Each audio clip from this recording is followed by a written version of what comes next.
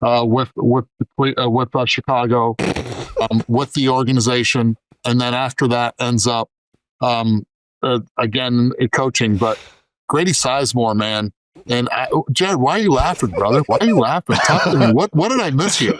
Shut up, Jared. What did I miss here, Jared? Nothing. I don't like not knowing. Yeah, Jared, you want to share the class? It's an off-air story, Eduardo. Yeah.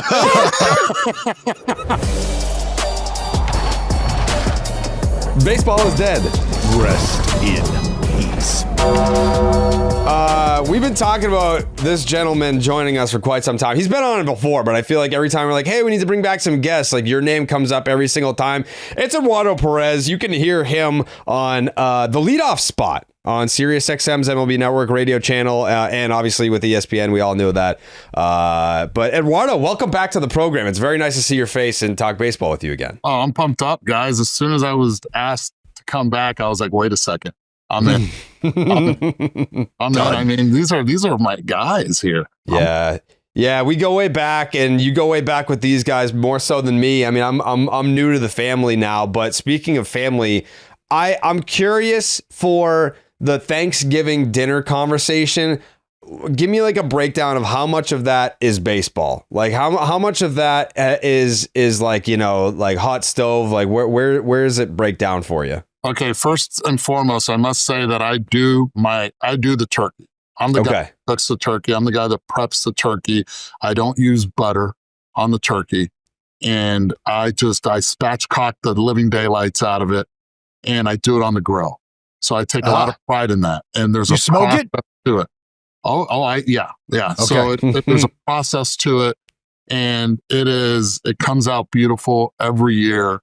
And I'm proud of it, and I'll put it up against anyone, and I just love it. Then we end up taking it to this year. We transported the turkey to Joel Pinheiro, former 13-year veteran in the league. So there's a lot of baseball talk there, but a lot of family talk and a lot of thankful, and we're thankful and grateful for everything that the game itself has given us. So Thanksgiving is special for all of us. So you don't get sick of it. Like, I mean, we don't. I'm not saying that you should. I love talking baseball 24/7. I'll talk about it with anybody at any time. Right. But do you ever get sick of it, or like you're I'm sure as a person in baseball, you get asked baseball stuff all the time. I really don't, because I grew up in it, right? So the stories, I've learned to cherish it. Now I'm 56 years old, and I cherish the moments that when I was young and I would be able to listen to my dad talk to his teammates about the game. Just growing up, being able to be just a kid in the clubhouse, and also spending the off season in Puerto Rico. And, you know, it's Thanksgiving. The day before Thanksgiving, there was a game. And that day, there was also a turkey after the game for the players. And there was a feast for the players. So baseball's always been part of Thanksgiving for me.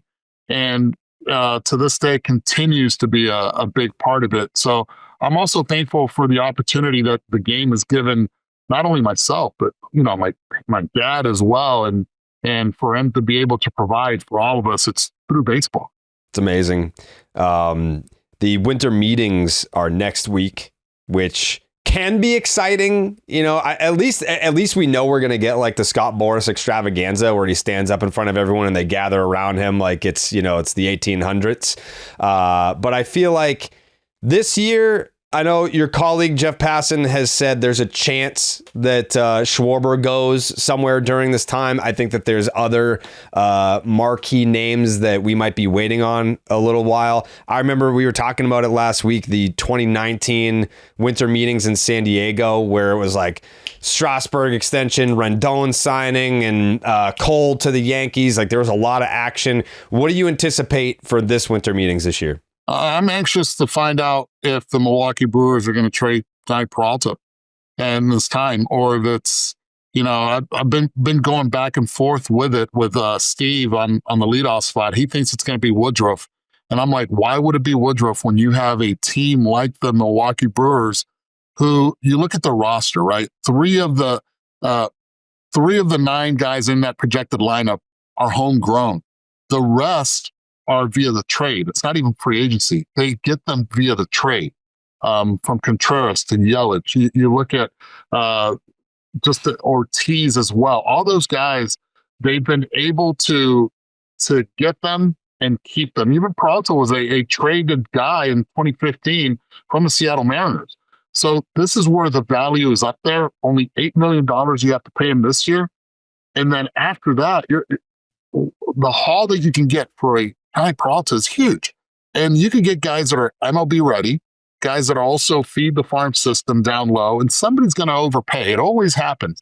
And in the vibe of the Waldorf Astoria this year in Orlando, in that lobby, once the executives go in, and most likely there will be a team or two, an outlier team that'll stay in a different hotel because they can. I think they're going to realize, you know what? We have a chance to win, and Johnny Peralta is going to be a big part of it. And for Milwaukee, it just feeds right into their MO. And I think that's going to be one of the biggest conversations to be had starting Sunday night. What do you, when we're talking about moving a guy like Peralta, is there any impact that, or I guess perceived potential impact that a Mizorowski has that helps open that door?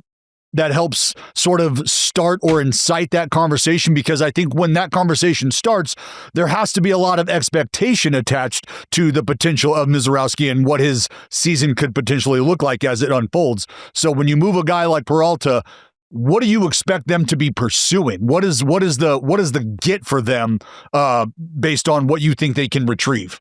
Top prospects and MLB ready prospects. You could look at, if you look at, let's say, the Mets, for example.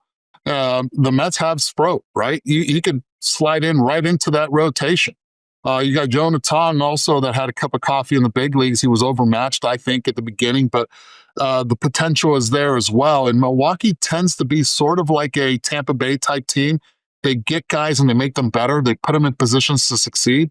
And I think in Milwaukee, it's a great place, lower pressure than a lot of other places, yet the expectations to win are real, and they could slide right in with a Mizorowski. I think the Brandon Woodruff, when he took the qualifying offer, the $22 million, I think that right then and there set the tone for maybe there is a possibility. And we just heard it a couple days ago where Milwaukee's setting the tone saying, look, we'll listen. And what better place to do it than the winter meetings? You do it a couple days before. You allow your organizations to set up maybe a package of saying, man, $8 million, that fits into our budget. Think about it. The 22 from Woodruff really doesn't fit because you don't know if he's going to be healthy or not. This guy posts. He posts every fifth or sixth day, you could say, depending on time of year. And that's why I think he's going to be one of the biggest names that's not a free agent.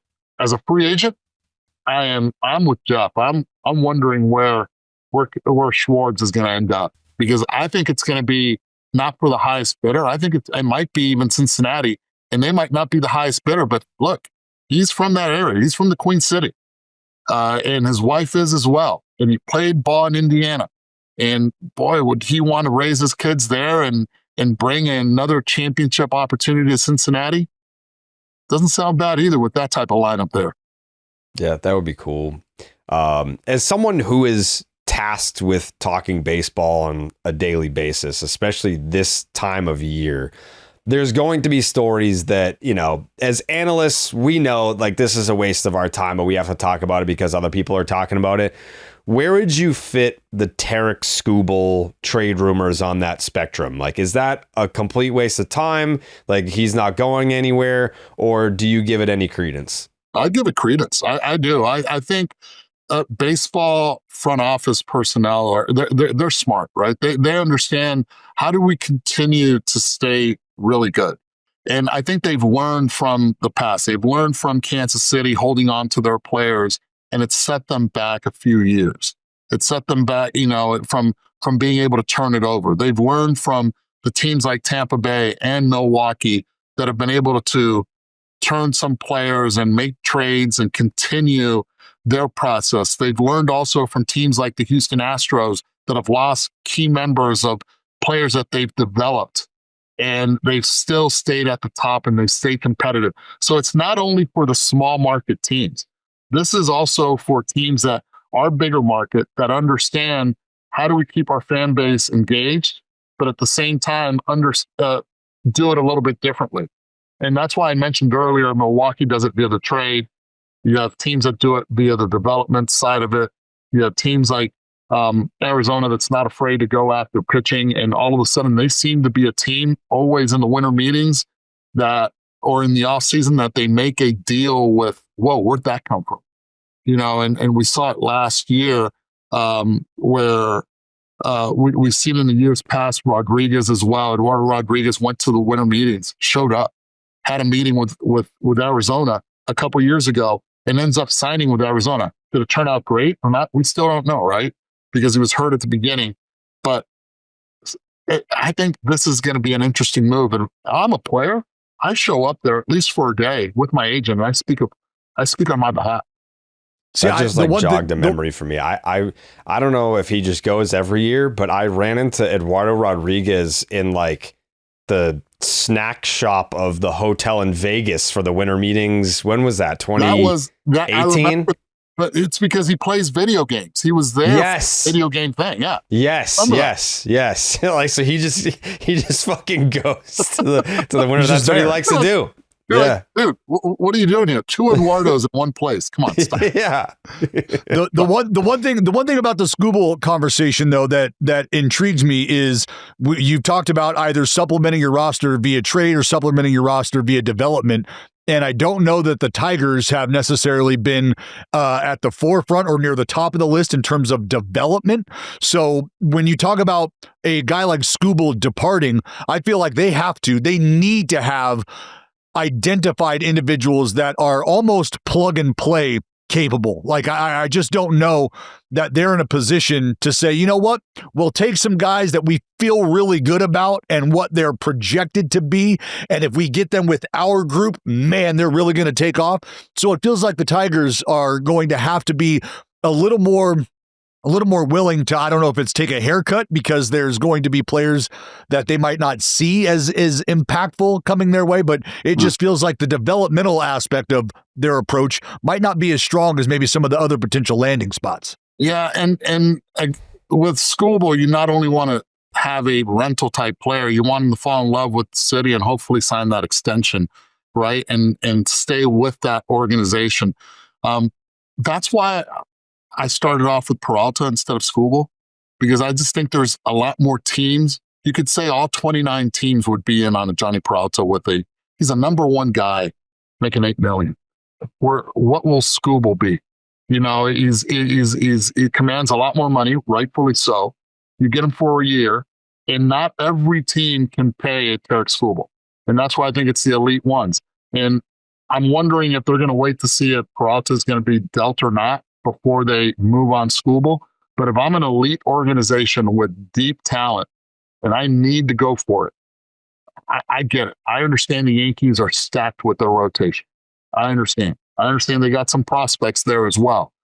But I need a world championship there. It's not just about getting to the postseason in New York. It's different than other organizations where, like, okay, we're happy to get to the postseason. There's a fan base that's not happy to get there. They're only happy if they win. So I don't put it past any organization to go after a Peralta, but there's only a few that can go after a Tarek Scooble. What do you make of the Devin Williams signing for the Mets? I love it. Yeah, like I feel like there's reports now where it's like, just because Devin Williams is here doesn't mean that Edwin Diaz can't come back. Like, what was your initial reaction on that? I love it because it's a team that still needs starting pitching. But if you can shave off innings, if you can at least shave off 6 innings of high stress, high quality innings from 2 guys, and you have to spend maybe $40 million to do so, I'm doing it. I'm getting at least the 8th inning from Williams, 9th inning from Diaz. If I can re-sign him, I think it's a must for the New York Mets. Now, it's a safety net to have Devin Williams there. He already played in New York. He started off sluggish last year. We saw that, but he really turned it around in the second half. He's with a familiar voice in in David Stearns. I think it's a different pressure there in the Mets than it is with the Yankees. I think it was the correct signing, maybe an aggressive early signing, but it still does not exclude them from Edwin Diaz. Yeah, well, to your point about it being an early aggressive signing, you and I are lock and step the way that we're lining it up, because if you can take care of some of what is perceived as the more important outs in a ball game in the later stages, then you feel good about maybe positioning yourself to identify guys that can help in the rotation as well. But you alleviate a lot of stress maybe from some of the other guys that you have down there in the bullpen that might have question marks around them. And if you can bring a Diaz back in and help, I mean, you put that combination together, like you said, that feels like it is like you are checking boxes in the most important part of the ball game. Are you surprised at all that Alek Manoah got a big league deal? Yes, I am too. Yeah. I didn't think we were ever going to see that. Alek, but I am surprised. Yeah, good for him. Great representation on the fact, but it just tells you how important starting pitching is. I think we're going to find out who Alek Manoah is going to be come spring training. I know that he's been working hard down here in Miami, and we're going to see if he's going to be able to get outs. But was I surprised? 100%. But that's how you were able to get him. You use that one roster spot. Don't have to pay him big. It's a big gamble, but it could be a high reward gamble as well. Yeah, no doubt. That is. I mean, when I look at that rotation, you've got Grayson Rodriguez and Alek Manoah at the back end of that rotation, and I mean there's a lot of high upside, but a lot of if. I mean it's like the Joker's suit, right? Just question marks everywhere. There's question marks everywhere. I mean, but isn't that what the Angels are? Well, that's what they've been. Yeah, for that's sure. what they've been. Remember when they signed Harvey? They signed like 3 pitchers that were mid-tier type pitchers to almost the same type of contract a few years ago. Mm-hmm. Really, it's what are we going to do? It's they're in a 1-year trial. They call up a lot of their players that they draft really early. They don't allow them to develop a little bit more at the minor league level. So yes, they could hit the fastball, but sometimes it's just not about that. It could be about the defense. It could be about the base running, the little things. And with this, they're hoping to catch lightning in the bottle, not once, but twice. Yeah, I will never forget that the Angels were like, you know what? It's just pitchers this year. That's all we're drafting. Just pitchers. And that's going to work out for us. That'll help us. And that did not work out. That did not help. No. Kikuchi is your number 1 there. That's it. Yeah. Kikuchi. And then from there, what? Soriano and Detmers? Yep. I know it hasn't been that long since that draft, but has any pitcher emerged from that class? No. Was Reed Detmers that class? No. He was 2020? I think Detmers was 2020. Yeah, so then he would be 1, right? He would be one of them. Yeah, okay. He would be 1. Well, hey, Just saying. Reed. Yeah. You said emerged. You said emerged, right? Yeah, each one no. Yeah. Anyway, I mean, I guess anyone can do that. But the reports yesterday of Kyle Tucker roaming around the 6. What do we make of that? Is that do you look at that and say that's leverage for the Tucker camp? Is that a good sign for the Jays camp? Like, where are we at on Kyle Tucker sweepstakes? Have we been here before where was it Bellinger? Like Bellinger's wife was like posting pictures in Toronto and then he signed with the Yankees? I'm just saying. I mean, there was rumors at one time that also Shohei took a tour around Dunedin. There were rumors that it was Soto also that might be going to Toronto as well. Toronto ends up second place, and you could say didn't win the World Series. I'm wondering if Tucker is also using Toronto. He'd fit in beautifully in that lineup. They're going to have to pay big bucks to do so, and he's okay being a number 2 behind Vladimir Guerrero Jr. there. He's done that before, right, with Houston. He's the type of guy that he's quiet. He's not vocal in any way or form, but I just think Kyle Tucker is this is visit number one. He lives in the Tampa area, so it was an easy, clear visit. Yeah. He probably stopped at Starbucks on the way there. And he just probably has that, mug in his hand as he's walking through. But I'm just wondering if there's another fit for Kyle Tucker. And my other question is, because you have Varsho as a free agent after 2026. Why would you not then wine and dine Bellinger as well? And maybe you will. Bellinger can play any outfield position above average. He can also spell Vladdy when Vladdy needs to DH on some days if it's first base. He hits lefties, hits righties. He's posted. His availability factor is just as or even higher than Kyle Tucker's is, as far as staying healthy on the field.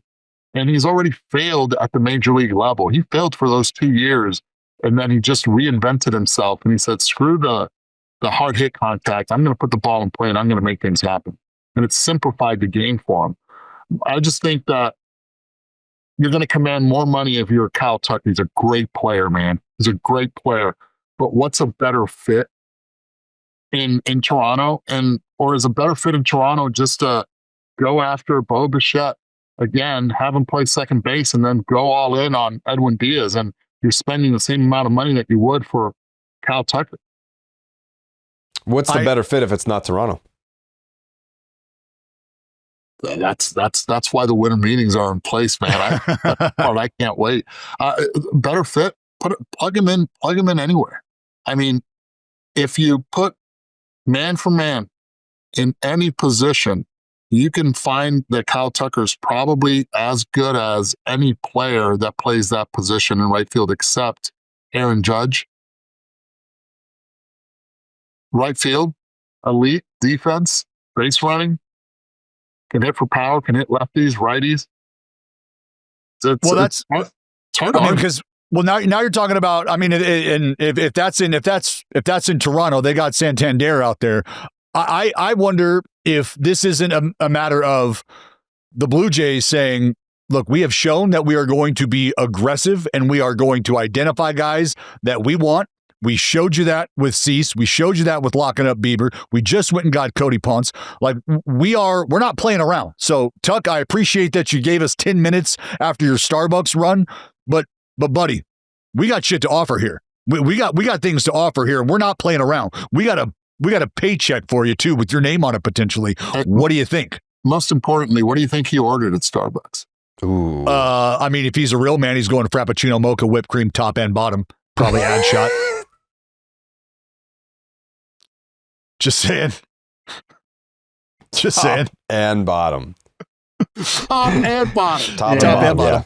Yeah. Mm-hmm. Yeah. This was our entire spring training experience, Eduardo, was sitting in the car watching Dallas hang his head out the window to order whipped cream on the top and the bottom of his Starbucks drink. And then I had my mind blown when they were like, hey, you want to add a caramel drizzle? Yeah, I do. I sure do. Line that cup. Something so maybe the Blue Jays are going to be drizzling them dollars all over Kyle Tucker. That's going to be interesting. What a place, though, man. Spent a lot of October there this year, man. What a great place to play. What an environment. Absolutely electric. Something I wanted to ask you about, Eddie, just because you alluded to it earlier. We know this, how much time you have spent in a dugout in a clubhouse in the big leagues before you could even tie your own shoes, and you haven't left since. And you know how important leadership is at the highest level. And you also know that a lot that comes with leadership has to do with communication, and sometimes status and dirt under the spikes can play a role in how you are perceived in that role as a leader or in that dugout. So the question I have for you is, with the move that the San Francisco Giants have made, bringing Tony Vitello in from the University of Tennessee, what do you expect to see from him early on? And what do you feel could be one of the bigger hurdles that he will have to clear early on to be able to settle himself in, and then by proxy, settle the rest of the group down as well. Because I know there are, whether it's apprehension, curiosity, however you want to phrase it, there are some very intriguing things that I think are going to happen. And there are people that are wondering how that's going to unfold, myself included. Yeah. Look, I think it's important that it was Buster Posey, a former guy that had those cleats dirty behind the plate, that understood, that's a World Series champion, that is highly respected in San Francisco and is doing it his way. And he feels and felt at the time when he hired Tony Vitello after doing the interview process that he was the guy that major leaguers were going to follow. They were going to listen. I think it's important, and he's already done it. I know this for a fact. He's reached out, he's met with some of the guys face to face, and the feedback that I've gotten from the players, the major league players, the guys that are even the high paying guys, is that they're loving what they're hearing. They're loving what he is saying. They feel comfortable with Tony V. I think it's important that today we just heard that it was Ron Washington that also was hired as an infield coach for the San Francisco Giants. I think that plays huge because now it's Tony V bringing into his circle, into that coaching side, experience on the managerial side. One of the best, if not the best, infield guys in the game. So that adds credibility as well. But the fact that it was, again, Buster Posey in the helm, being and making this call, it wasn't a guy that has not been in the grind. It's Buster. I think you're going to give him that opportunity to show you the why. And the major league players in today's game have evolved a lot more since when you played and when I played, and they understand the facets. And we're seeing a lot of these NCAA players get to the big leagues quicker, and they're grateful for the teachings and the knowledge that they're getting at the Division I, Division II, and Division III game. And I think, yes, was it attacking this a little bit earlier? Yes, but we've seen success from guys and organizations that have been able to bring up managers that they feel that are going to be good in 5 years. And they're like, forget the 5 years. You're going to learn on the job. And we're going to give you the talent to succeed. And I think that's what Buster's doing right now. I think it's going to be more of a success than what a lot of doubters are thinking with Tony V. Joe Madden hates it. Yeah, Joe Madden, not a fan. And Eddie, that's kind of been my stance. Is I think that because of the way that the game has evolved, and because that the young talent has come up sooner than it ever has before, and it's been impactful for the most part sooner than it has before. You now have a guy who is coming from a world where it has evolved to where you are allowed to be yourself. And Tony V has been a massive proponent of that, letting just rolling the balls out and letting the kids play the game, right? It's not to say that he hasn't had an impact on their development, because that couldn't be further from the truth. But he also knows the value of allowing these guys to develop and allow their personalities to come through and shine through as well through that development. So I want to believe that it is going to be a safe landing spot for personalities. And I think it's going to be a litmus test for what it's like when you have a group that is allowed to just sort of grow together and go out and play baseball the way they want to, the way that they feel they can compete and be competitive in doing so. And he's going to be at the tip of that spear. Yeah. And look, the game has definitely changed. And this is, who is Tony V? Tony V is a guy that is a charmer. He's a guy that understands how to have a great conversation with anyone. And I think that's the relatability that Tony V has. The manager represents the organization before the game, after the game. He does the press conferences. He's responsible at least minimum twice a day. He is the face of the franchise. And that is what Buster Posey is counting. Now, the lineup, the players make the lineup. If you're good, if you produce on the field, you're going to play. And if you don't, you're not. The manager can't hit for you. We put so much emphasis on, is he a good manager or not? Show me a manager that doesn't have talent, and you can be as great as you want to be. I'm sorry. You're not going to win. Nope. You're not going to win. You need talent. And Tony V's going to have that. He's going to be surrounded. And Buster Posey is going to make sure he's going to be surrounded by coaches that'll get those players ready. And that's why I'm more concerned about their roster than I am about Tony V. All right, Eduardo, your career, 1993 to 2006. What a blur. I remember every bit of it. Might have been a blur to you. Yeah. I remember the Cleveland era for sure. That was the most vivid for me, for sure. Sure, but good. Hey, very, very impactful. In multiple ways, actually. And anyway, yeah, that's right. So, all right, back to the question. Who is a player that's prime nostalgia era for a lot of us and a lot of listeners too? Who is the player, star level, sub-star level, that you played with or played against that history has just kind of maybe not forgotten, but the classic, we don't talk enough about this person now today, almost 20 years in the future? All right, so there were 3 players that I played with that I thought the work ethic was second to none. All right. And one of the greatest players of all time in Albert Pujols. I thought the greatest work ethic ever. And we talk a lot about Albert, and rightfully so.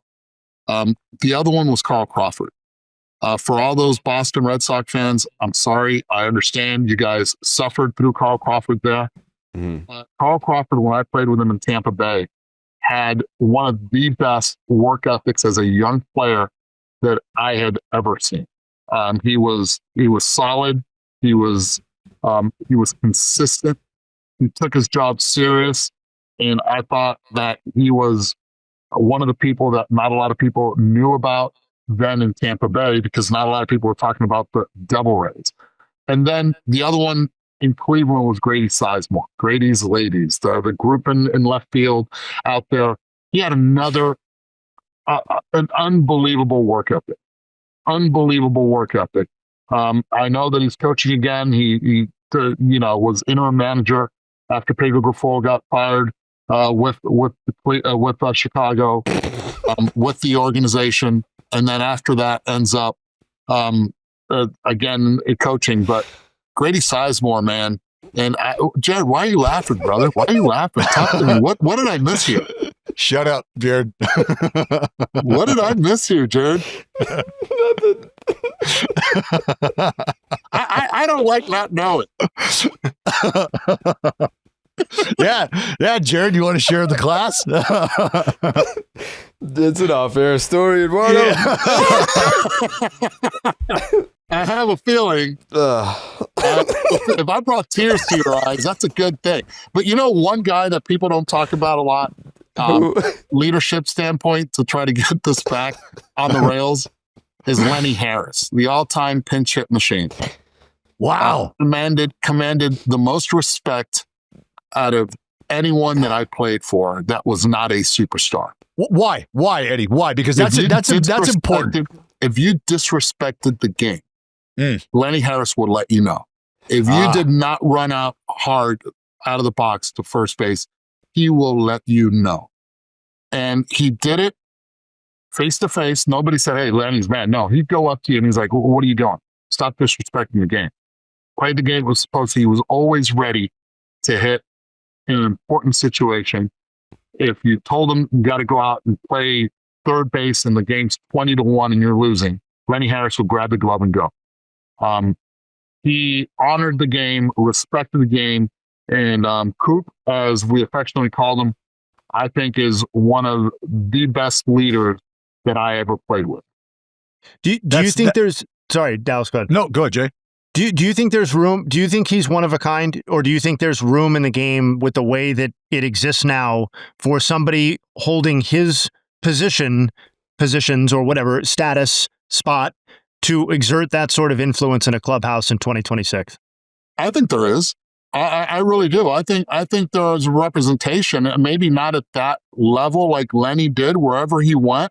He just made sure that clubhouse was ready. He made the job easier for the manager. Back then, remember, pitchers in the National League would hit, so he pinch hit a lot. He'd get more opportunities. It's not like it is now with the universal DH.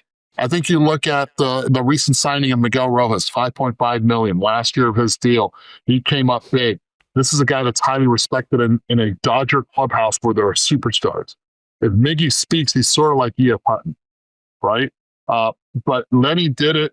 He would get up on your face respectfully, and he'd do it. And if you disrespected the game and you disrespected him, he also wasn't afraid to get down and dirty and let you know.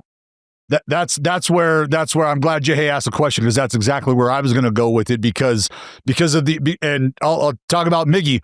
We all understand that, I guess without saying the actual name, Jazz Chisholm had an issue with the presence of a guy like Miguel Rojas in the dugout and in the clubhouse. And that was because he was being looked at by a younger player as somebody who wasn't good, wasn't making an impact, wasn't making the money. Why do I got to listen to this dude? And I'm not saying that is the permeating thought from young players who are working their way through the big leagues, but it feels like in today's game, there is so much value from a player's perspective placed on your contract status and whether or not you are performing. Like, buddy, I don't care that you respect the game. That's cool.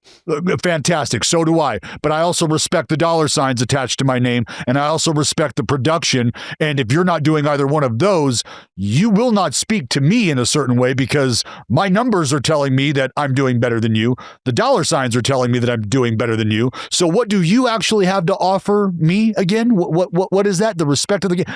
Beat it. And that's something that I see happen in clubhouses all the time, where because I do think that there's still room for that. I just feel like it takes a very special individual, and I'm glad you brought Miggy's name up, because I don't know if you guys saw the Max Muncy interview the other day on Foul Territory, but they were talking about how collectively early on when Shohei showed up, he didn't get a lead, didn't get a good secondary, wasn't able to score on a play. And it was Freddy and it was Mookie and it was Muntz who kind of took him aside and were like, hey, man, we just want to show you something. Here you go. And when I heard that's a three-headed monster there that it takes to kind of bring in Shohei, right? And does one player necessarily have that cachet to be able, like, is Miggy pulling Shohei aside by himself and going, hey, Poppy, dímelo. What do we got here? What are we doing? Yeah. But you know what? It's winning baseball players teaching a guy that had never won at this level or had played in October how to be able to be successful in October. You might be great, but greatness alone won't win you a championship. Little things. And we saw that. We saw that this year. We saw that with Miggy itself. All of a sudden starts game 6 and 7, and it took Dave Roberts to fall flat on his face and to realize I got to start Miggy the next day, right? And he did. And I think it's this sport is so wacky. We play so many games, 162 in such little time, in such a little time period. It becomes a family, and sometimes it's the players that have to be accountable for each other. And when you have when you have veteran leadership that doesn't play every day yet, commands that. I remember when I got recruited, I could say by Lou Piniella, to go to the Rays for 2 years, to the Devil Rays for 2 years. He was like, look, I need you to produce against lefties, but most importantly, I need you to help out the Carl Crawfords, the Rocco Baldellis, the Aubrey Huffs, those guys, how to play, how to be accountable. So I learned from Lenny Harris how to call those guys out. And the first thing I told him is, don't think and don't look in the dugout if we're getting our asses kicked by the Yankees or by the Red Sox, because at that time we weren't that great. Don't expect to come out of the game. You got to learn how to fall before you can get up, wipe yourself off, and get back out there. And Lou had a big influence on that. And Tino Martinez called me and said, look, I'll do what I can on the field, but I need help also from you. So that really worked well, at least being able to bring those guys up and try to teach them the way. I blame Dallas for this. The fact that we have a Pirates fan listening contingency for this show. But where are you at on like, oh, they made an offer to so-and-so, or they're in on Kyle Schwarber? Like, this has to be, is this eyewash, or do you think the Pirates are actually like, hey, we're going to start spending some money? I'll tell you who they're in on. is JT Realmuto. Mm. Who they're in on. Talk to me. Everybody's talking about Kyle Schwarber. They're in on Realmuto. And they're hard after Realmuto. And you know, we don't hear a lot of it, but that's the one thing that I'm surprised that not a lot of people are talking about, because I get it. Kyle Schwarber is the guy. He's the big name. What Kyle Schwarber brings is that leadership. You know, just had a conversation long on leadership. You had a clubhouse full of high egos, rightfully so, but the leader, the voice of the Phillies, is Kyle Schwarber, and Dombrowski knows that. The Phillies fans know that. The clubhouse knows that. That's why I think Kyle Schwarber would fit in beautifully in Cincinnati to teach Ellie De La Cruz, you know, and be able to pull him aside and say, no, man, that's not the way it's done. This is the way it's done. And it's the impact not only from if it's the 2, 3, 4 spot where he would be hitting, it's the impact he would have in that entire clubhouse. Kyle Schwarber would work in Pittsburgh. He'd work anywhere. And even as DH, how many times do you see this, you know, where a DH can command this much? And he's getting much better. He got better against left-handed pitching. I still think that he's going to end up in Philly, but I think the best place for him could be Cincinnati, and Cincinnati has to make a shot to go after him. I like what I'm hearing about JT in Pittsburgh, that connection, that union, because I would love for JT to be in the ears of guys like Jared Jones on his bounce back effort. Yep. You know, some of them like Bubba. Like I want that kind of. I'm not saying he's coming in. I mean, I think that there's a very real possibility, and I think about this all the time. Paul Skeens has basically just like they chiseled him out of the Gibraltar, and he's just like, hey, I'm here. This is what I do now. I didn't need any help, really. Like I'm just, this is me. Now you give him some tutelage, you give him some leadership, and just another level, another layer of how to look at this game, how to study your opponent, how to study yourself. I mean, I don't know how much better it gets than what Paul Skeens has already done, but that entire staff from top to bottom, starting, rotation, bullpen, everybody is impacted by a dude like JT who rolls in and has a really good idea of what to look for, how to make guys better, just how to go about, as you said, how to go about the business, but how to go about the craft from that perspective. You know, I wouldn't mind, look, as much as I can appreciate what Henry Davis is trying to do and how he's trying to evolve. Like, hey, thanks for coming. JT, ship's all yours. No. Be very interesting. Hey, I got a question for you guys. I don't know if you guys can see behind. I got the of every Puerto Rican, including my dad, because he was adopted. This is, you know, this is number 4 of 6. There's only 6 of these. There's a spot up there open, and Carlos Beltran could get that spot, but Carlos Delgado on Sunday, he goes with the committee, the Veterans Committee. If he gets 12 of 16, you could have literally 2 more Puerto Ricans in the Hall of Fame this year inducted at the same time. The entire island would be a frenzy. It would go nuts. I looked at the numbers. We just had Carlos Delgado on the leadoff spot this morning. I just don't know how Delgado wasn't on. It was only on the ballot one time. You look at those numbers, and then I finally asked around, and they're like, "Dude, did you see his ballot that year?" There were 13 Hall of Famers from that year that he was on the ballot that have already gotten in. That's how crazy great that ballot was. He only got 3.8% of the votes. Carlos Delgado belongs in the Hall of Fame. And it's the numbers are real. He played it clean. Roberto Clemente Award winner in 2006. This guy did not get an MVP in 2000 and 2003. He lost out to Giambi and Alex Rodriguez. Do not step on my mound, Rodriguez. Mm-hmm. I'm just saying, in that era, Carlos Delgado for an 8-year period was as dominant as any hitter in the game. the point you make about the company on the ballot, I think, is an important one. It's an important perspective to gather, because there's a reason why, unfortunately, names fall off to the side and unfortunately fall off as quickly as they do.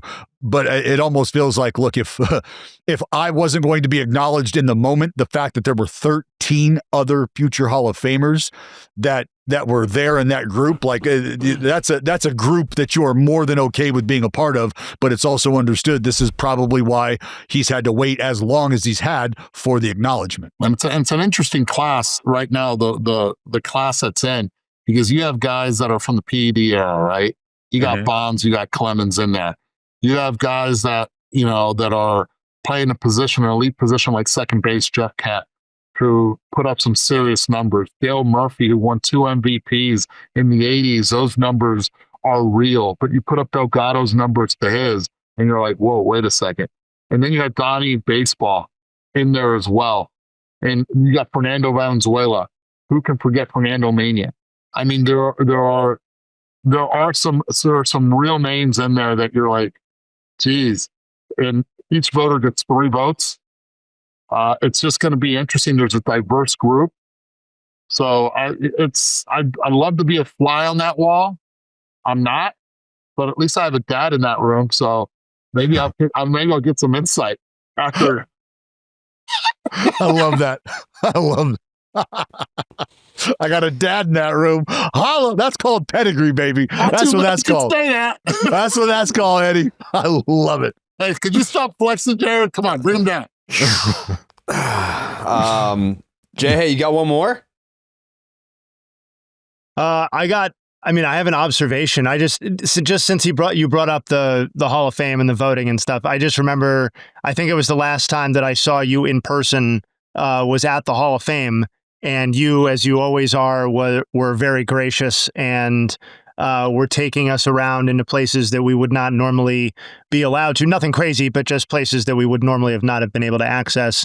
And it was just such a classic moment, because we walk out onto the patio area, and Johnny Bench is sitting there in the rocker talking. And Eduardo, it's just like he's part of the family, and you're like that wherever you go. And it's nice for you to come on the podcast and treat us the same way, even though it's been years at a time since we've seen each other in person. So not a question, just an observation and a comment. Nice to see you. Wow. Appreciate you mentioned Johnny Bench. Johnny Bench has a celebration. I think it's a birthday celebration. He's got his Hee-Haw Hoedown party in South Florida in the Palm Beach area. So got invited to that one tomorrow, if I'm not mistaken. So got to put on the threads and get down there too for the Hee-Haw Hoedown. Oh, there I was you go. gonna say, Eddie, we got a cowboy hat. We wearing some assless chaps. What do you got? Hey, I got a little bandana I'm going to try to put on. I haven't found a cowboy hat as big for this dome in this area, and not in the Texas area, so that's not going to happen. We'll see. I got another question for you guys. This is right up your alley. My wife, remember, just did the bathroom, right? She did the guest bathroom in October, remodeled it without me knowing, and she took out the oval toilet, and she put a round one in there. I am not big on the round one. Not big on the round one. The comfort zone's gone completely. It's just not the same. Where are you guys with oval versus round toilet? Well, I'm glad you asked, Eduardo. I'm getting Dallas into the future in terms of toilets. Like when you walk near my toilet, the seat goes up. Yes. It's got the heated seat. It's got the built-in. It's got a fucking remote control. The whole thing. Yes. Yeah. Japanese. That's standard. That's where it is. Standard. Yeah. That's where you got to be. But it's oval. It's oval. Yeah. Yeah. I'm like so disappointed. I walked in. I'm like, what is this? That looks like the circular toilets. That's like an airplane toilet.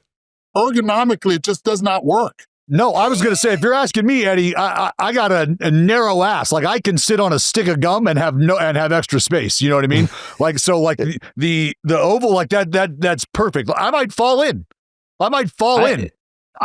Eduardo, I didn't even know this was a debate until you brought it up, but I've now done some quick Googling, and what I'm finding is that there doesn't appear to be any real benefit to the round toilet.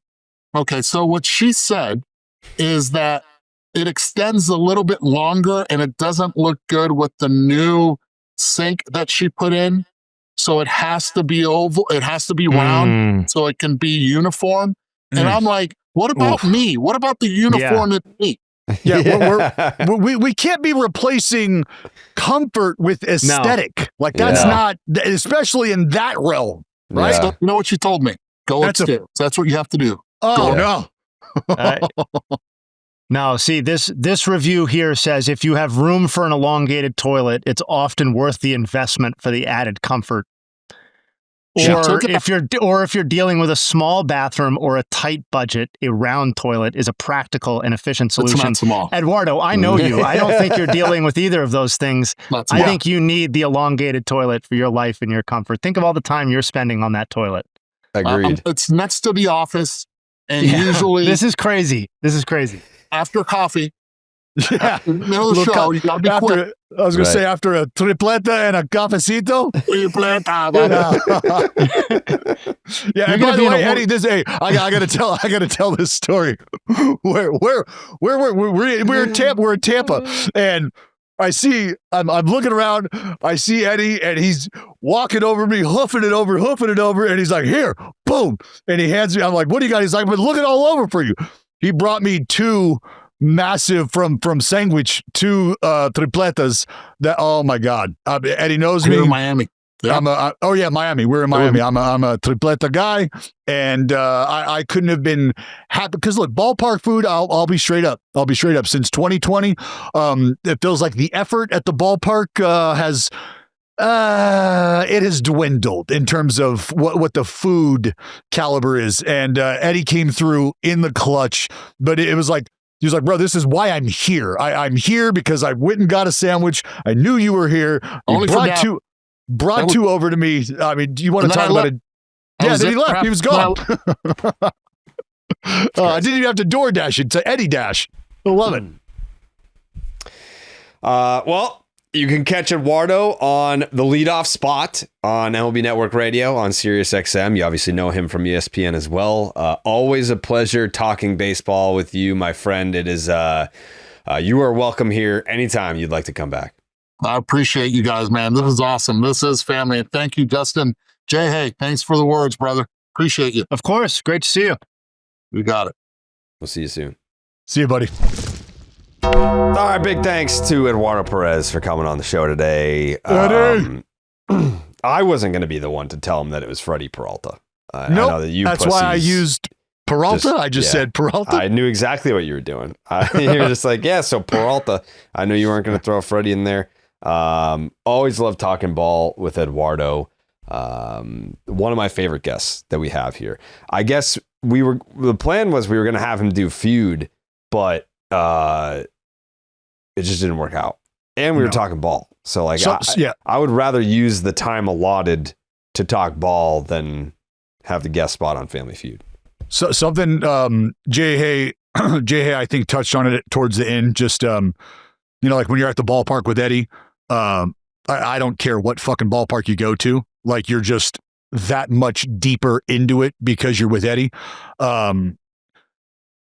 If you don't understand or if you don't know or appreciate his lineage, please look it up, because he talked about, and Jay Hay said it, going and sitting down with Johnny Bench, and like Eddie's a guy like Johnny Bench gets up out of his chair to go and give a hug to. Like that literally happened. Yeah. Yeah, that's what I mean. Like, and I've witnessed it firsthand, and I've witnessed these guys start to look at me and talk to me like I belong there too, and that's not the case. But it's because by proxy I'm with Eddie, and like it's just the love for the game and the passion, the care for just the game of baseball, which is why him talking about Lenny Harris as one of his favorite teammates, one of the more impactful players, had nothing to do with productivity, has nothing to do with status. It had everything to do with just love and appreciating the game. And Eddie is a guy who you can get that from. And that's why he does. I don't care what kind of day you're having. It's almost like coming home to your puppy. When you see Eddie at the ballpark, like bad vibes just go away. that fucking smile and that laugh, and he gets his big fucking mitts on you, and it's just, yeah, you know you're home. I'm at the ballpark. Yeah. I know I'm home when I open up the Underdog Fantasy app. Fact. Yeah, it's the easiest place to play fantasy sports. Playing the pick'em game is as simple as selecting higher or lower on player stats. You can mix and match across all sports. You can win up to 100 times your money. Make sure you sign up with the promo code Jared. That's Jared to get up to $1,000 in bonus cash and a special pick on Underdog. That's Underdog Fantasy promo code Jared. Okay, it's that time.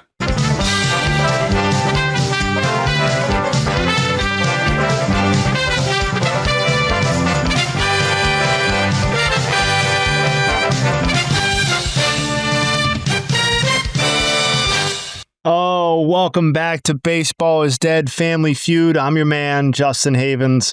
We cooked up a good one this week. You guys... I bet you did, because we've been winning. You guys got off a little easy on Thanksgiving. It was a time of giving. Now is a time of pain. So we'll see how you guys navigate your way through this one. It's a nice variety of questions. I really like the people who cooked this batch of questions up did a really, really nice job, I think. So, really tip of the cap to... What's Name that? names. Name names, yeah. Pussy. Me, primarily. Okay. Yep. And obviously the important work that Jake and Corey do to make this all happen shouldn't be overlooked either. But yeah, no. Yeah, credit to me on the questions. And credit to the discourse on the results, because that's really what makes this go. So I believe it's back to everybody's favorite order. Jared in the leadoff, Dallas closing it out, right? Fuck. I believe that's correct, yes. Yeah. Yep. Tough break, DB. All right, pop that top. Good luck getting your audio back working. We're going to look forward to that little experience. Everybody likes that about as much as they like Feud, I think. Mm-hmm. Yeah, I think. All right, let's see here. How you feeling? Intrigued, I think. Yeah. It's not like it's December, so it's the start of the holiday season, but I'm not anticipating any like holiday themed questions. So with nothing really going on, I'm kind of curious to see where the line of questioning goes. Yep. Well, let's get started. As always, It's out of 100 BID fans. Question number 1. Eduardo Perez's dad is Tony Perez, a member of the Baseball Hall of Fame and the famed Big Red Machine in Cincinnati. Name 2 other members of the Big Red Machine. Any 2. Johnny Bench and Joe Morgan. Thank you. Question 2. Name the number of players, not the people, just the number of players who will be elected via the contemporary ballot this time around. There are 8 eligible. I'm going to say 2. Question 3. How many postseason series will the Red Sox and A's win combined in 2026? Ooh, 2. We've had our fun with Anthony Rendon. Putting aside Anthony Rendon, what is the worst current contract in Major League Baseball right now? Ooh, fuck. Besides Anthony Rendon, the worst contract in baseball is... Why am I drawing a blank on bad contracts?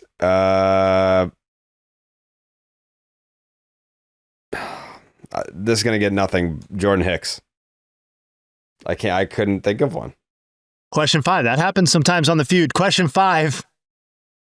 Of all the names of the reindeer in the song Rudolph the Red-Nosed Reindeer, which would you choose if you had to use one to name one of your own children?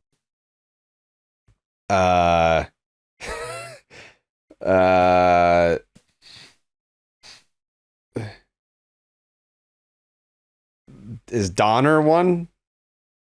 It is one. We are going with Donner Carabas. All right, I love it. All right, Dallas. I thought he saw us. Did he not see me? Yeah, there we go. All right. Oh, shit. All right. All right, this is great. Let's see Why what your couldn't total. I don't know. That was gotta Say something. hello. God damn it. Fuck, it worked fine last time. It's Everybody's amazing. favorite bit.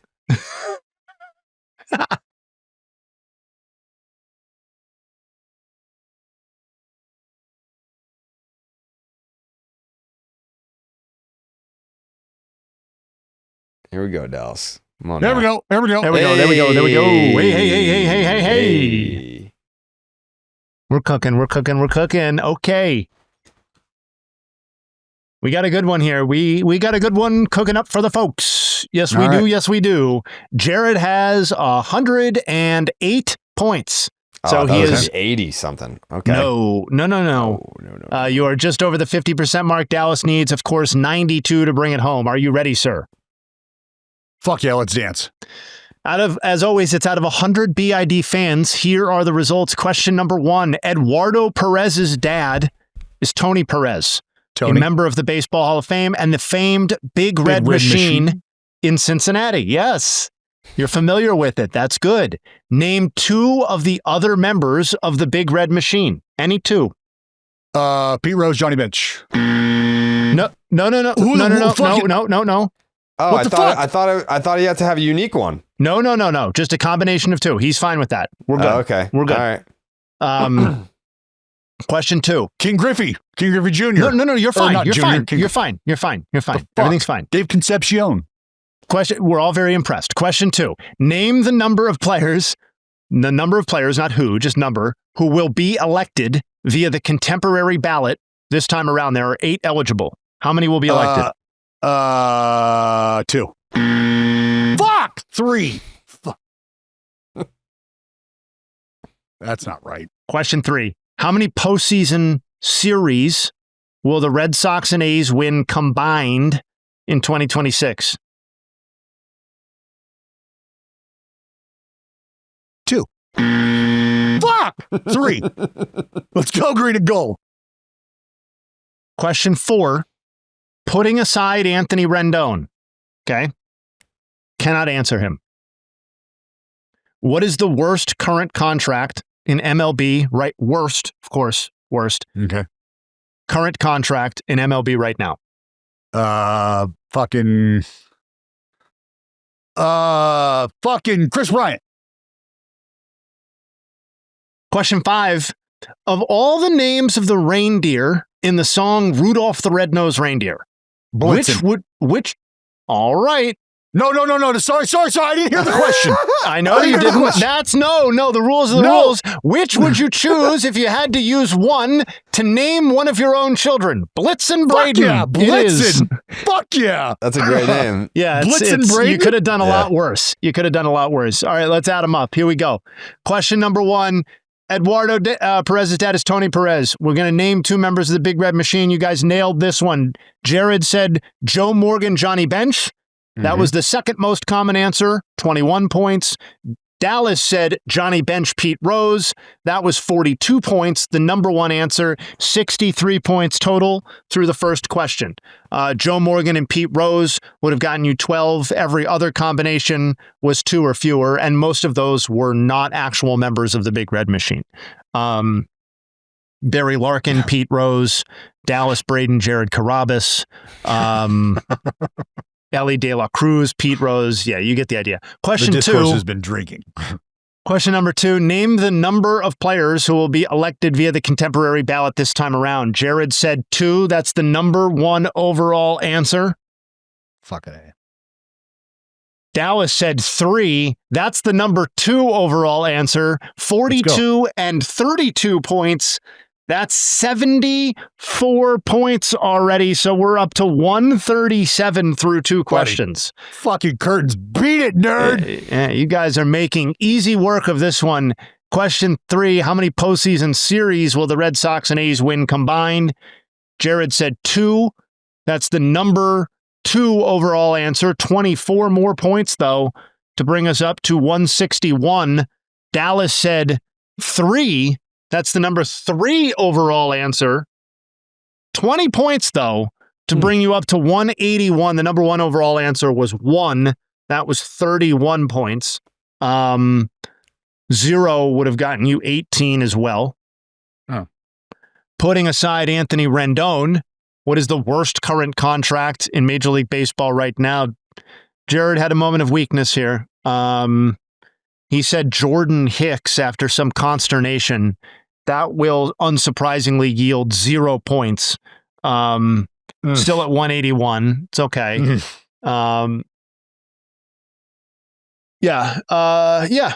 Just wasn't an answer. Didn't come up as an answer.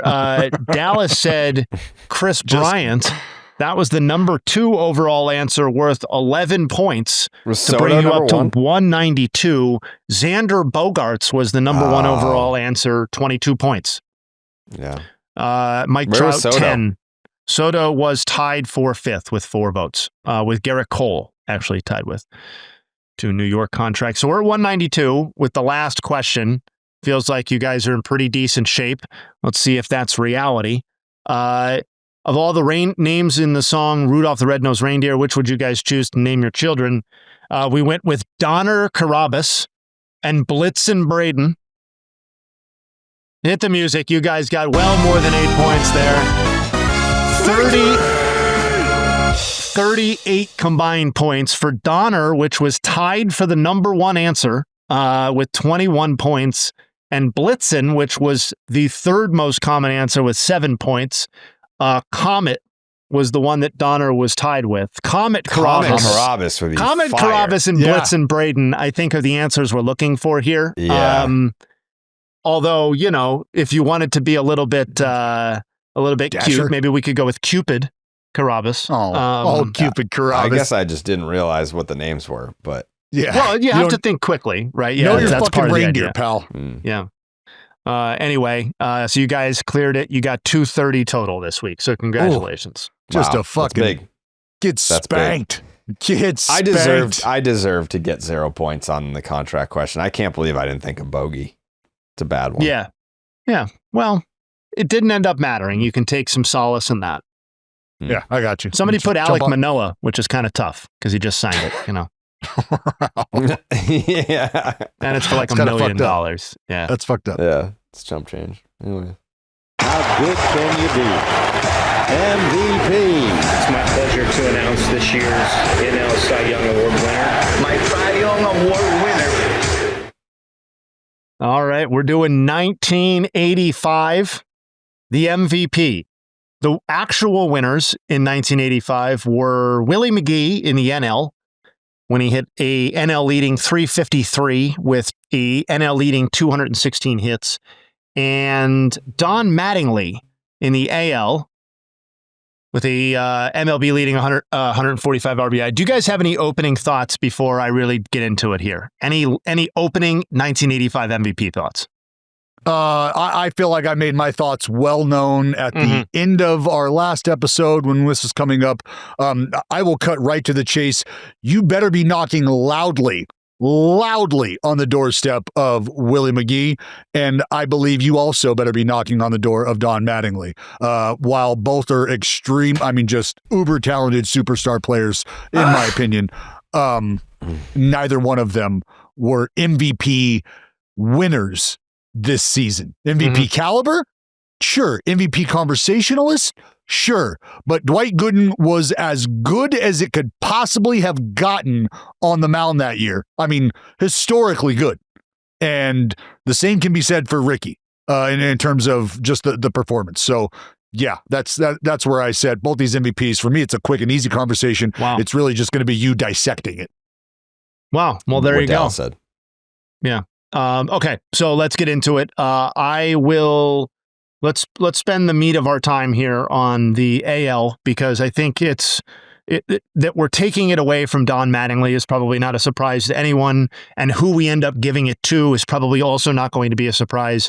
But I do think it's it was a great year for AL MVP candidates in a lot of ways because there were guys who put up years that, if Ricky doesn't do what he does, I think are extremely deserving MVP candidates. So let's just get into it. Man? Yeah, Don Mattingly received 23 of the 28 first-place votes. The contemporary voters at the time did not see it as much of a race, obviously, given those results. He led Major League Baseball in RBI. I think you can already tell maybe where this is going. 145 was Mattingly's RBI total. He had your classic corner first baseman, power-driven season. He had old school 324, 371, 567 triple slash. That's a 939 OPS with 35 homers and those MLB leading 145 RBI. He ranked third in the AL in batting average, tied for 10th in on-base percentage, second in slugging. Again, this is just the AL. Second in OPS, fourth in weighted runs created plus, and he led Major League Baseball in total bases. So again, total bases, RBI, Don Mattingly, home runs, he was your guy. 35 homers might not seem like a lot right now. It was fourth most in the AL that season. So it was a significant number. Again, not record-setting, but significant. He was behind George Brett, Ricky Henderson, and Wade Boggs in weighted runs created plus, and was behind George Brett in OPS. He finished behind Brett in a direct comparison. He finished behind George Brett in batting average, on-base percentage, slugging, OPS, weighted runs created plus, and wins above replacement, both types. So really, there is no statistical argument for Don Mattingly right off the bat, even if we're just doing a direct comparison to George Brett. And in fact, while a lot of years you could point to George Brett and be like, well, it was because he didn't have traditional power numbers, you can't even really say that this season, given that George Brett also hit 30 homers and had 112 RBI. He just didn't have an eye-popping 145 RBI, which Don Mattingly had. We'll get into that a little bit more later. Mattingly's season is one of 15 seasons since integration, featuring 145 or more RBI and 370 or more total bases, and the only such season to happen between George Foster doing so in 77 and Andres Galarraga and Albert Bell doing so in 96. So between 78 and 95, this is the only such season of those arbitrary markers. But if you like counting stats, this is a big season for that. No one has done it since A-Rod did it in 2007. So it's been 18 years since somebody did what Don Mattingly did in this 1985 season. So while I am taking away the MVP, it's not we're not going to disrespect Don Mattingly's season. This was part of a 4-season run for Mattingly from 84 to 87. His peak was longer than that, but this was his ultra peak where he was really at the prime of his powers, or at the peak of his powers. 84 to 87, where he hit 337, 381, 560 to 941 OPS with a 155 OPS plus, with an average of 30 homers and 121 RBI per season. What does wins above replacement say about this award? Mattingly was 5th among AL position players in F-WAR, and 5th among AL positions players in B-WAR. The nice thing about this year and this award is that wins above replacement, even though it didn't exist at the time, is very clear cut on what it thinks was the case in terms of value among AL position players. They agree that Henderson was the most valuable, that Boggs was the second most valuable, that George Brett was the third most valuable, and that Jesse Barfield was the fourth most valuable, and that Don Mattingly was the 5th most valuable. So there is consensus here in that regard. And the gap between Ricky at the top and Don Mattingly is more than 3 wins above replacement. So this is not nitpicking. And even if you want to talk about the gap between Mattingly and George Brett or Wade Boggs, we're still talking about the order of 2 or 2.5 wins. So it's a significant gap between him and the other guys. Talking about what I was referenced right off the top, which is that this is a really great year for AL MVP candidates. It's one of only 7 seasons from 85 to 2025, so 40 years, where 3 or more position players recorded 8 or more wins above replacement in a single AL season. After 1995, it would not. After 85, it would not happen again until 1996, when Griffey, A-Rod, and Chuck Knobloch did so. Wow! And before that, It had only happened once from 70 to 84, which was 1980, when once again it was George Brett, Rickey Henderson, and this time Willie Wilson. So that Brett, Boggs, and Henderson put up the seasons that they did in this season is noteworthy from a historical perspective.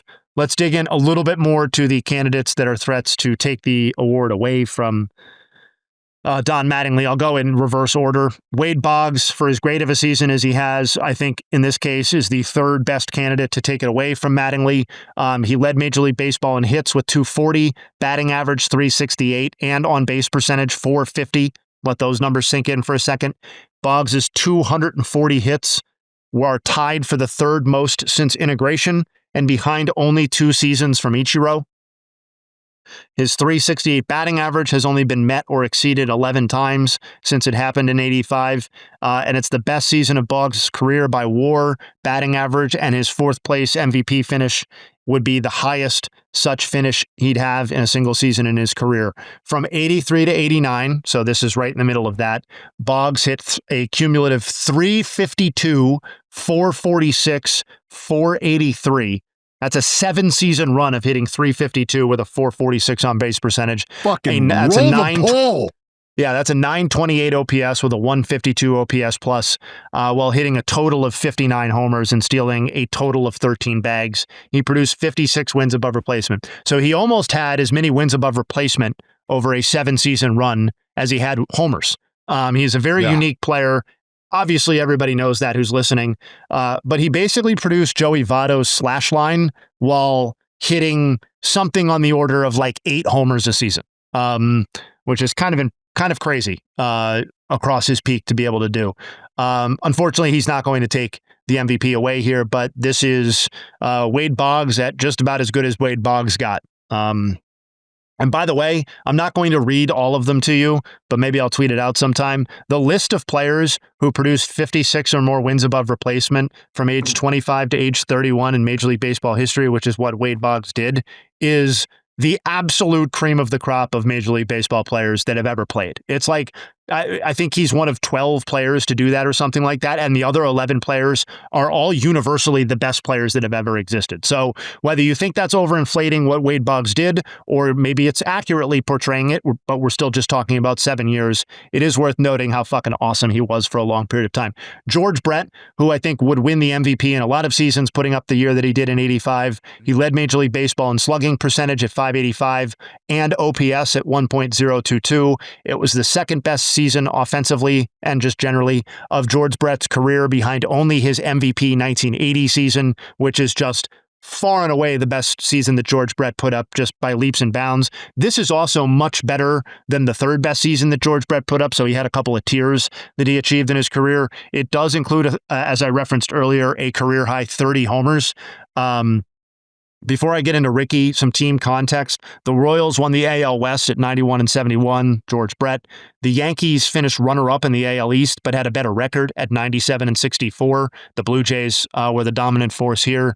But that's relevant for both the winner, Don Mattingly, and of course for Rickey Henderson as well, who spent his first season with the Yankees in 1985 after spending his first 6 seasons with Oakland. So that's the context here. You have the incumbent Don Mattingly, the face of the franchise, and you have the big get, Rickey Henderson, coming over after 6 seasons establishing himself in Oakland. He had received MVP votes in 4 of those 6 seasons with Oakland, including a runner-up finish in 1981, 4 years prior.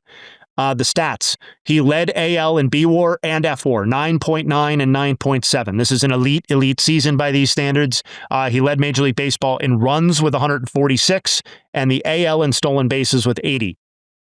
Henderson's season at the time was the first since 1915, so 70 years, to feature 80 or more stolen bases and 140 or more runs. That's something only Ty Cobb did in 1911 and 1915. Among modern MLB history, nobody's done it since. So it's just Henderson, Ty Cobb.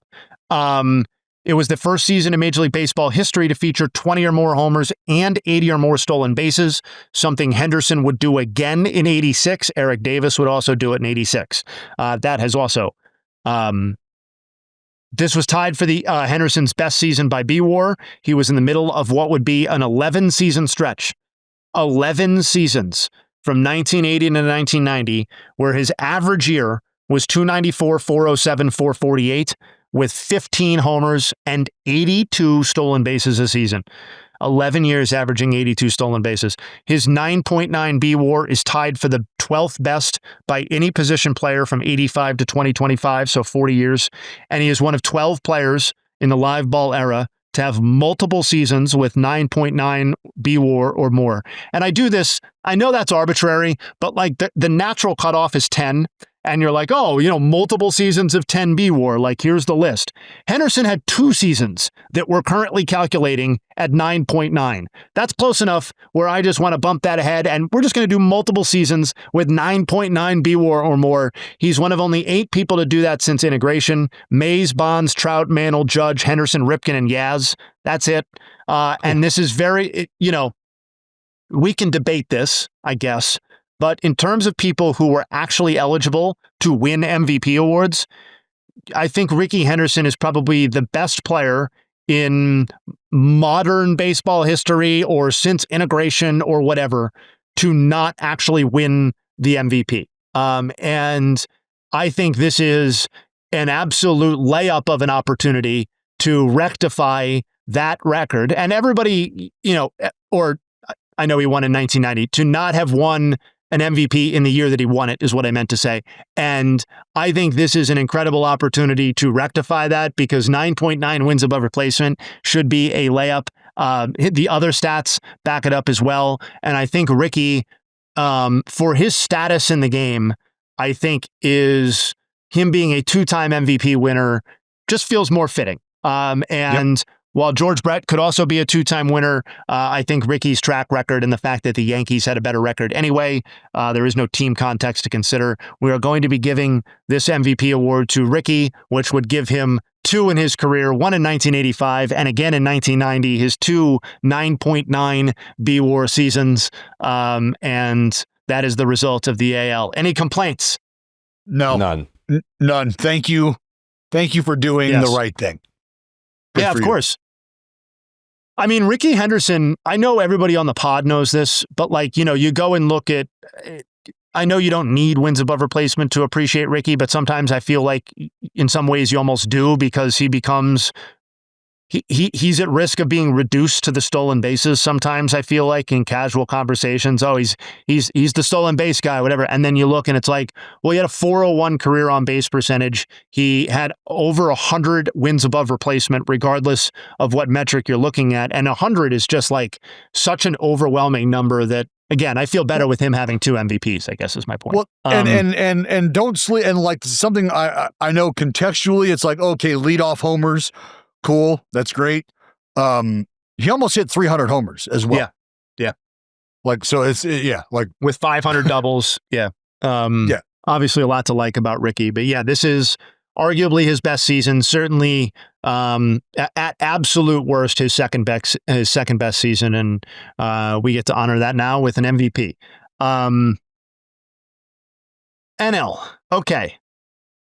I'm going to spend less time talking this time. That was a lot of talking, but that doesn't mean that this is actually easier. This is probably the easiest decision that I can make in this particular forum because, I don't need to disrespect the season that Willie McGee provided, which, was really good. I mean, he hit 353, 384, 503. Again, as I said, with a league-leading 216 hits, it is kind of your classic, for those who are familiar with 80s Cardinals baseball, this season very much exemplifies what was going on there. 10 homers, 56 stolen bases, an NL leading 18 triples. And, by wins above replacement, it's not like some fucking shitbag season that just snuck in the MVP because the voters loved his, the nitty gritty style of play or whatever. He was 8.2 wins above replacement by B-WAR, which we've had plenty of seasons recently that won MVP awards that did not reach 8.2 wins above replacement. So again, nothing to snark at. By F-WAR, it was 7.1. unfortunately, it's just not even definitively the best offensive season that was provided in 1985. So, by F4, he's behind Pedro Guerrero and Tim Raines. Tim Raines also providing, something of a similar profile to Willie McGee in the sense that he had almost the exact same number of homers. Raines had 70 stolen bases, but a similar speed profile. Their triple slash was not, the resulting net out of their triple slash was very similar, and their wins above replacement was very similar. In the 1980s, for those who weren't watching baseball, I mean, I wasn't really one of them. I was born in 1985. Obviously, the power numbers are different than what we expect now. Dale Murphy led the NL. Shout out to that previous conversation with 37 this season. But Willie McGee, not the best option for the NL MVP. And in fact, the best option for the NL MVP was found to Dallas's appreciation on the mound.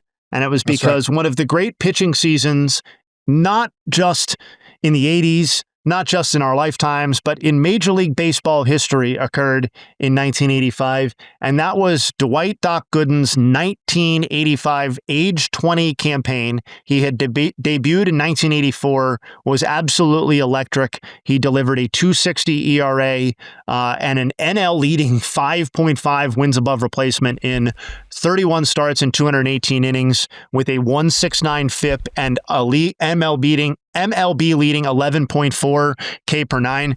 I know 11.4 K per nine is like who really gives a shit in 2016? Like, it's awesome, but like, who gives a shit?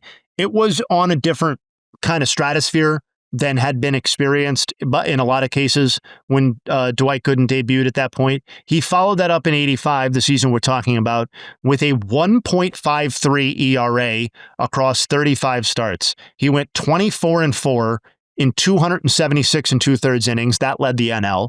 268 strikeouts. That led Major League Baseball. His ERA plus was an MLB leading 229, and he had 16 complete games. 16 complete games. So you basically had like a Major League Baseball's worth of complete games. Half of those were shutouts. Yep, and 8 were shutouts. Just an absolutely incredible season. By B-WAR, it is worth 12.2 on the pitching alone. Let's get some context there. 12.2, you heard me correctly. It is the most wins above replacement in a single season by any pitcher in the live ball era. So when baseball has been anything like what it resembles right now, not when Pud Galvin was throwing, 400 innings a season, but when pitchers were doing roughly what they're doing since. This is the greatest season by B-WAR in that entire period, 1920 to 2025. At 12.2. It is one of 3 seasons to achieve 12 or more wins above replacement. Those seasons are Doc in 85, Steve Carlton in 1972 with the Phillies when he delivered a 1.97 ERA in 41 starts. And remember, WAR is a counting stat. So that it took these guys 40 starts to do what Doc did in 35 is noteworthy in and of itself. And Grover Pete Alexander in 1920. So completely unprecedented season in terms of its quantity and quality. If you don't like wins above replacement, that's fine. It is one of 6 seasons in AL or NL history to feature 275 or more innings pitched and an ERA plus of 229 or better.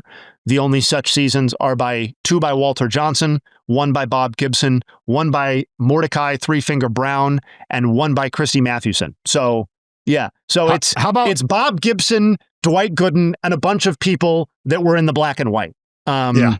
How about the fact that he threw just an inning and 2/3 more than John Tudor that year, and struck out 99 more guys. Yeah.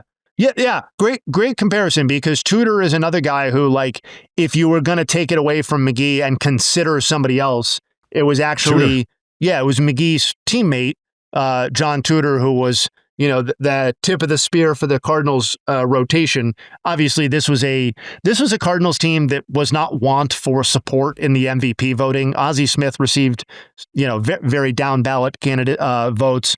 Tommy Herr received votes as well this season. So it was well supported. But Tudor posted a fine season at 1.93 ERA and 275 innings pitched that season as well. But to Dallas's point, struck out 99 fewer batters and allowed 11 more hits. So it's like they were similar, but they were also operating on very much different levels here. To speak of Dwight Gooden's dominance that we did before. So again, one of 6 seasons, 275 innings pitched, and an ERA of 229 or better. He had finished second in the Cy Young in '84 and 15th in the MVP voting. He actually finished 4th in the MVP voting this year behind Dave Parker with the Reds and Pedro Guerrero with the Dodgers as well. Those were your just classic power seasons. Dave Parker, 34 homers, NL leading 125 RBI. Pedro Guerrero, 33 homers, NL leading 422 on base percentage, 577 slug, and 999 OPS. Hold on. I guess Go I ahead. just What's up? Yeah, no, I was going to say, yep. Yeah, I was like, didn't Sut won it in '84? Yeah, I mean, look, that's all. That is an all timer. That is an all timer if we're being real about it. Hey, he got the hardware, pal. You going to knock it on Sut's door? Ain't gonna need a block of ice when he's done with that one. I'll tell you that right now. We're about to find out. Yeah, we're about to. Yeah. Less of his Cy Young, I guess, is more of Dwight Gooden's. Of Dwight. We could do Suttisms all day, I guess. But the yes, so the 1985 NL MVP is going to Dwight Gooden from Willie McGee. So Doc gets the dual Cy Young MVP campaign in 1985 in his, just to reiterate, age 20 season. So it's like 20. It's like what Skeens did, but better. It's just better. 20. I was in fucking short season. Yeah. At 20 years old. And he was throwing up a 1.53 in 35 he's throwing starts. He's posted my God. He was almost punching 300 tickets. And I was driving fucking golf carts in the offseason. My God. It's crazy, man. Pretty good. Yeah, no pushback for me on that one. No, this was fun to research just because, the Dwight Gooden stuff's always great. And what I said about the AL voting, just the quality of seasons that existed, but the actual conclusions were pretty obvious. And, whatever was going on with the voting with Mattingly and Henderson is, I think pretty self-evident as to why that would play out that way. But yeah, the dominance that those guys showed makes it easy. And just like, I don't know, I feel like you can never spend enough time on Dwight Gooden, but like, I know Dallas, we talked about how many more strikeouts he had than Tudor, but like he had 54 more strikeouts than any other pitcher in baseball. It just was, he was operating on a completely different plane. And it's not like Burt Blyleven is one of the great strikeout artists in baseball history and threw 20 more innings than Dwight Gooden and struck out almost 60 fewer batters. So it just like, no matter who you pull as the comparison, Nolan Ryan was third in strikeouts that year, finished 59 strikeouts behind Dwight Gooden. It was just crazy. And after we found out after we found out what year this was, I knew right away. But then looking at Tudor's lines and his numbers, I think it helps almost contextualize and put in perspective like how fucking good he was that year. Like that's next level shit, man. For sure. Next level. Like he had 14 CGs, 10 of those were shutouts. That led the league. 10 shut. You finish 14 games and 10 of those, you don't allow not run, buddy, that is carving. That is straight up deal fest. Both of them with a sub-1 whip. Like it was nastiness. But I do. You go back to the black ink and you're like, wow, just an inning and a third more and almost 100 more punch outs. Like that is just dominance on another level. But I mean, 4 guys that year were 20-game winners. Tom Browning, Joaquin Andujar, who else? Tudor and Gooden. So it was a good year on the mound, but my God, just talk about a head and shoulders above the rest.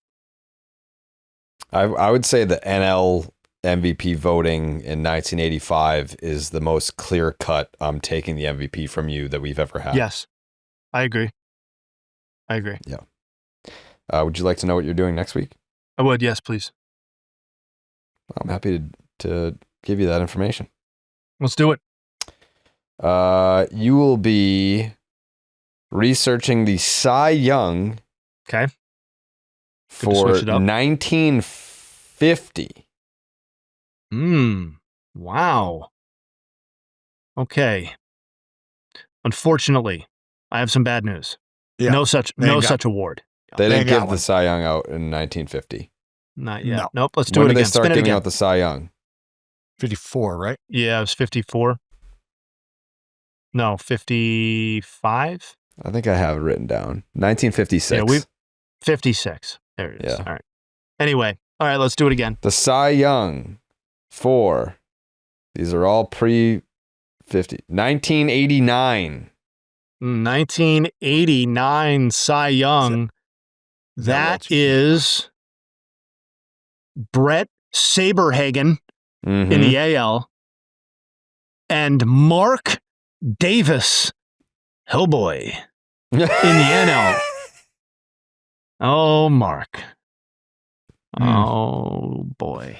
Believe there was a spitting, snarling, angry bulldog that might have something to say about that. Wow. Yeah, I think Brett might be okay. I think Mark should buckle up for a rough week. Man. Boy, this NL Cy Young ballot is a fucking mess. We're going to clean it up, though, because that's what we do. Yeah, that's my birth year, 89. The A's won the World Series for the last time, right? Ever? 44 saves. Yeah. We're gonna celebrate by taking some shit from Mark Davis. All right. That'll do it for this week's 2 episodes of Baseball is Dead.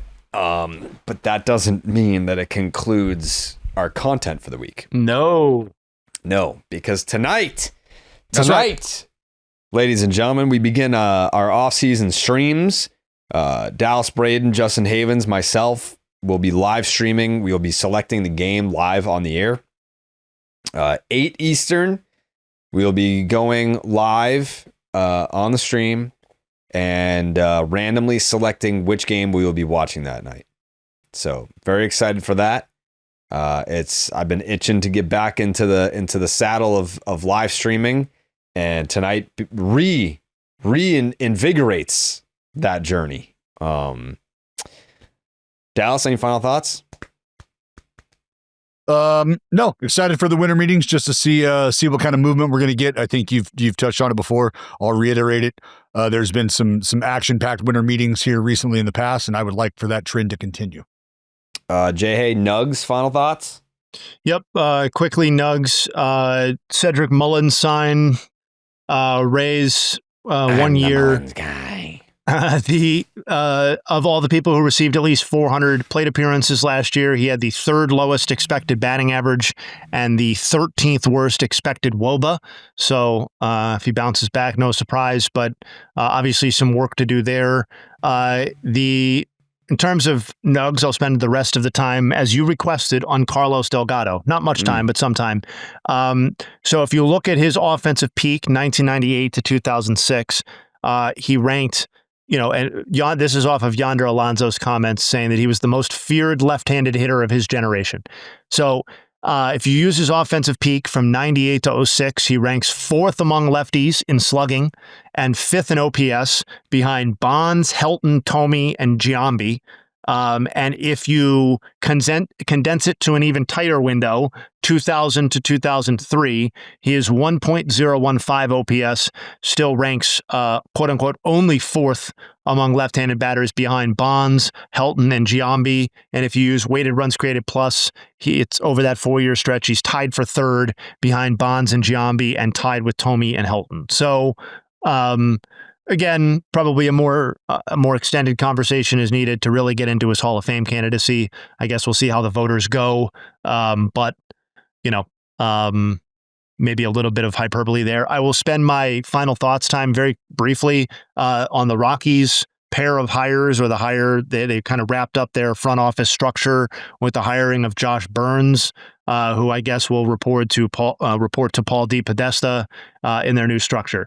I think it is interesting that these guys are coming from, well, I guess Burns is coming from baseball, but has not held the position that he's now holding in quite a long time, although coming from an organization that has had as more success than any other organization in baseball. And the DePodesta came from back outside of the sport, obviously has a long history in the sport. I think the most important thing, though, is that the Rockies hired from outside of the organization. And I believe that was the one thing that when we were talking about it at the beginning of the year, or when the openings happened, that I said was the most important, not that my opinion matters, but like that I said was the most important thing if I was a Rockies fan that I would want to see, was that they were getting some thinkers from outside of the Rockies building and outside of the organization. And in hiring DePodesta and Josh Burns, it appears that they have done that. And we'll see whether those decisions, those choices end up being successes. But I think that they took that approach, even in something of a prolonged hiring search, is at least something positive that you can take from that. So those are my final thoughts. I'm also excited about the streams. The streams coming. There will be winter meetings streams, not from the winter meetings, because Major League Baseball said Dallas Braden, Major League Baseball broadcaster, Jared Carabas, guy that we have on our own network. Nope, not allowed. Not coming in. Cool. So we will be remote for those streams, not at the winter meetings, not for a lack of effort. We did try to go and we did not get credentialed, which still blows my mind. But yeah, so I think the plan is to do like 15, 20 minute like little recap streams at the end of the day. Maybe I know that we probably have the capability to like stream, like we can throw like MLB Network up there to see like what's going on like in like the lobby and kind of just be like the SpongeBob meme where we're on the outside looking at everyone having a great time at the winter meetings. We can just talk about how cool it would be to be there, but we unfortunately won't be there. So yeah, we'll be doing that as well. And of course, back on Monday with the pod. But tonight we stream. Tonight we dine in hell. We'll see you there. Wow.